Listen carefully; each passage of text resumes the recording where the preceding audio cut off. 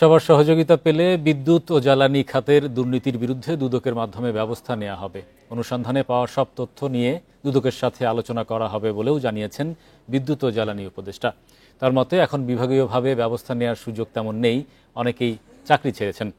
সচিবালয়ে এক সংবাদ সম্মেলনে এসব কথা বলেন বিদ্যুৎ ও জ্বালানি উপদেষ্টা ফাউজুল কবির খান। তিনি বলেন, কারোর সঙ্গে চুক্তি চাইলেই বাতিল করা যায় না, কারণ চুক্তিতে বাতিলের বিধান ছিল কিনা তা খতিয়ে দেখতে হবে। বিষয়গুলো কারিগরি, তাই সময় লেগেছে।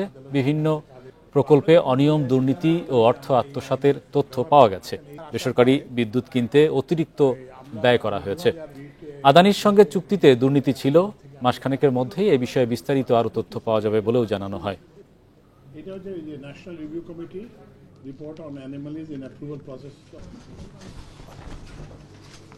বিসমিল্লাহির রহমানির রহিম। আসার পরে আমরা ওই যে 2000 এই যে দ্রুত জ্বালানি রিটের ইয়েতে আদালত অ্যান্টি কারাপশন কমিশন করা হয়েছে।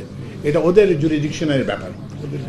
আমরা আমাদের কি বিভাগীয়ভাবে এগুলোর মানে শাস্তি দেওয়ার ক্ষমতা খুবই সীমিত।